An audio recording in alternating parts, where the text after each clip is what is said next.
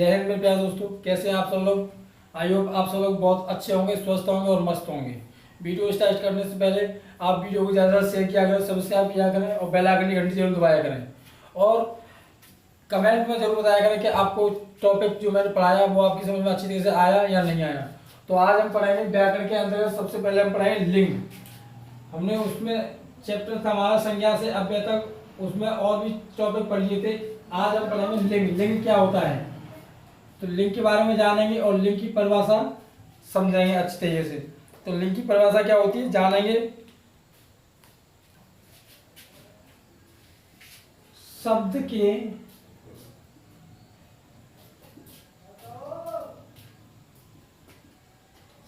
के जिस रूप से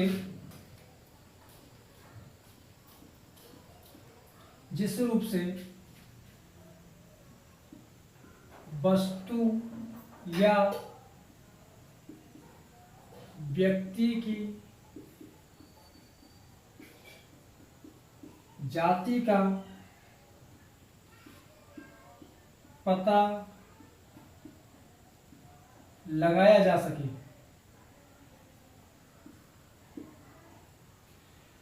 शब्द के जिस रूप से वस्तु या व्यक्ति की जाति का पता लगाया जा सके उसे क्या कहते हैं,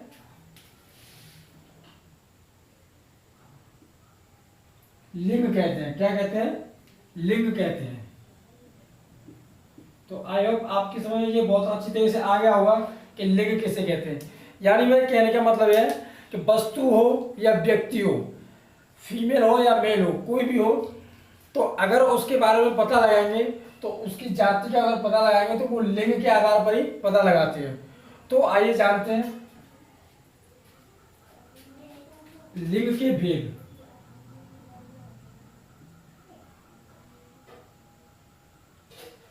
लिंग के भेद, तो लिंग के दो भेद होते हैं, एक होता है पुल्लिंग और एक होता है स्त्रीलिंग। लिंग के दो भेद हैं। नंबर एक होता है आपका स्त्रीलिंग, नंबर एक पुल्लिंग, और नंबर दो होता है आपका स्त्रीलिंग।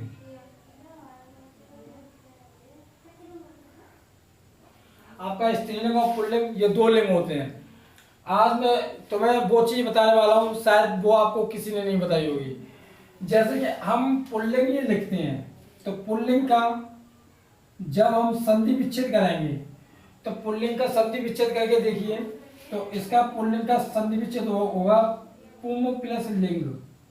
पुम प्लस लिंग, ये इसका संधि विच्छेद होता है। तो यानी अगर इसको हम तोड़ के, अगर ये तोड़ा है उसको तोड़ के लिखेंगे तो माँ क्या हो जाता है, अनुस्वार हो जाता है, पुंलिंग हो जाता है ये। तो हमारा सही रूप ये रहेगा। कभी भी आप पुल्लिंग लिखे तो आप इस तरीके से लिखेंगे, ना कि इस तरीके से, ये आपका सरासर गलत है।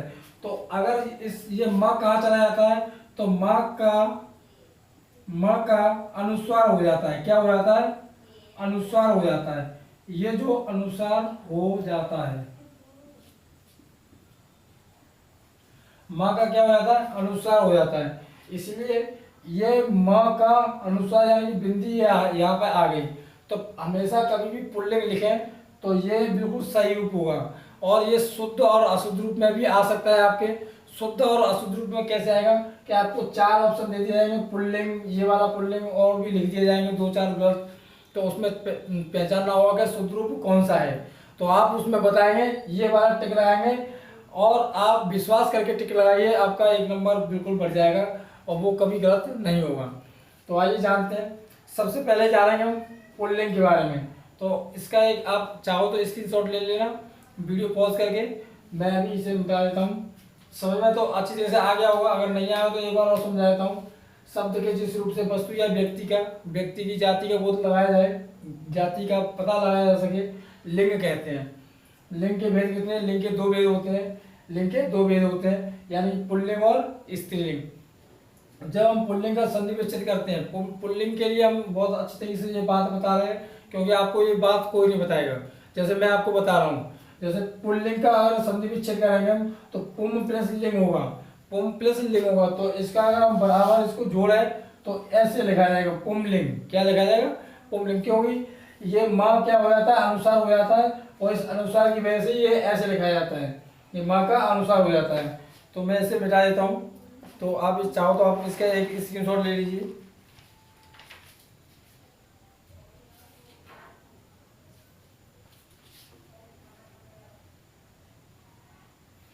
तो आई होप आपने इसका स्क्रीनशॉट ले लिया होगा। मैं इसे मिटा देता हूँ।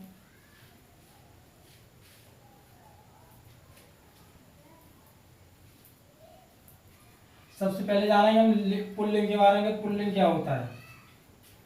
तो सबसे पहले हम लिखते हैं पुल्लिंग।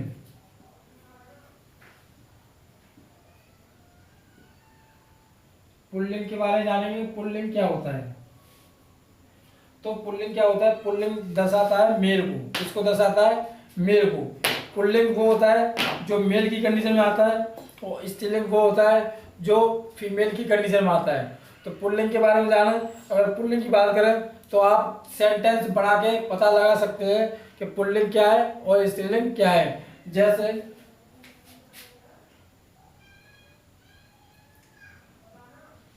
एग्जाम्पल में एग्जाम्पल ही बता देता हूँ। जैसे इसका एग्जाम्पल पुल्लिंग में क्या हो सकते हैं, आप बेझिझक रहे और अच्छी तरीके से मन लगा के पढ़ते रहिए, विश्वास करके पढ़ते रहिए। यूपी टेट, सी टेट और एस टेट ऑल एग्जाम के लिए सबसे महत्वपूर्ण है, और आपकी क्लास जो स्कूल में ही पढ़ाई जाती है व्याकरण, उसके लिए बहुत महत्वपूर्ण है। तो इसका हम लिखते हैं सबसे पहला, वह स्कूल जाती है, वह स्कूल जाती है। एक और लिख देता हूं, वह स्कूल जाता है। तो यानी कि अगर मैंने ये दो वर्ड लिखे, ये दो वाक्य लिखे मैंने, तो वाक्य से ही पता चल रहा है। ऐसे ही वाक्य बना के देख सकते हैं। और कोई भी वर्ड हो, जैसे हमको बता दिया जाए सरसों, सरसों क्या हो सकती है, बाजरा क्या हो सकता है, गेहूं क्या हो सकते हैं। तो आपके बारे में जैसे कि ये पुस्तक, जैसे कि ये पुस्तक है आपकी, ये पुस्तक है, ये पुस्तक क्या है आपकी, तो पुस्तक के बारे में बताएं। तो किताब होती है, किताब होता नहीं है, किताब होती है, तो क्या होगी? स्त्रीलिंग होगी। जैसे वह स्कूल जाती है, तो ये क्या होगी? ये लड़की होगी, तो ये पुल्लिंग नहीं है। वह स्कूल जाता है तो यानी लड़का होगा, लड़का होगा या आदमी होगा, कोई भी होगा, स्कूल जाता है तो वो लड़का हो गया। तो यानी कि मेरे कहने का मतलब ये है, आप वाक्य बनाकर देख सकते हैं कि वो स्त्रीलिंग है या पुल्लिंग है। तो आपका ये ऊपर वाला तो स्त्रीलिंग है, इसको तो हटा देते हैं। तो क्या हो गया? वह स्कूल जाता है। और नाम से भी पता चलता है, नाम से भी हम पता कर सकते हैं कि वो स्त्रीलिंग है या पुल्लिंग है। और इसमें देखा जाए, पुल्लिंग जो अकारांत होते हैं, अकारांत और आकारांत होते हैं, आकारांत शब्द ये भी पुल्लिंग होते हैं आपके।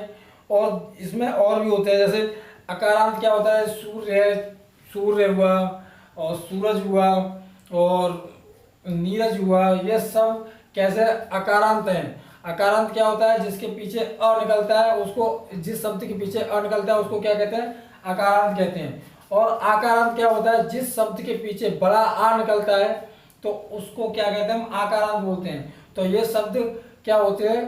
पुल्लिंग होते हैं। ये सभी पुल्लिंग नहीं होते हैं, लेकिन ये ज्यादातर पुल्लिंग होते हैं।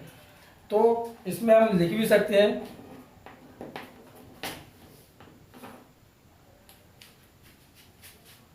इसमें हम लिख भी सकते हैं, चाहो तो लिख लो। अकारांत, अकारांत, अकारांत और आकारांत प्राय पुल्लिंग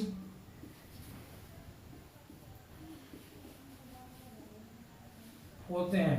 हमेशा नहीं होते लेकिन होते हैं। जैसे एग्जांपल में बता देता हूं, जैसे आपका सूर्य हुआ, जैसे आपका अमर हो गया, इसके पीछे क्या अ निकल रहा है तो अकारांत हो गया, अ निकल रहा है तो अकारांत हो गया। और भी बताए थे, जैसे जैसे आपका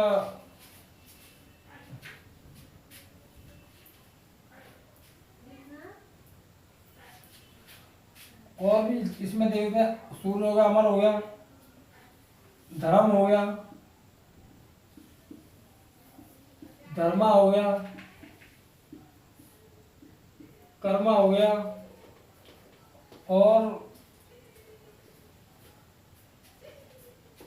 और भी एक और दो और हो सकते हैं इसमें, जैसे कि घोड़ा हो सकता है, आकार में घोड़ा हो सकता है। क्या हो सकता है? घोड़ा हो सकता है। कपड़ा, जो हम कपड़े पहनते हैं, ये भी कैसा है? आकारांत है, कपड़ा। ईटीसी इत्यादि और भी हो सकते हैं। तो शायद आपकी समझ अच्छी तरह से आ गया होगा कि पुल्लिंग किसे कहते हैं। ये सदैव तो नहीं होते, लेकिन होते हैं, प्राय होते हैं। यानी कि कुछ कुछ शब्द ऐसे होते हैं अकारांत और आकारांत के, जो कि कैसे होते हैं? पुल्लिंग होते हैं। तो आइए स्त्रीलिंग और जान लेते हैं। स्त्रीलिंग क्या होता है? स्त्रीलिंग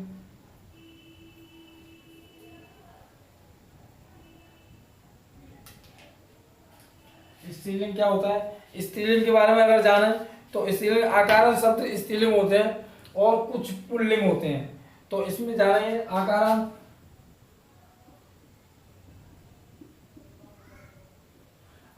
शब्द स्त्रीलिंग होते हैं।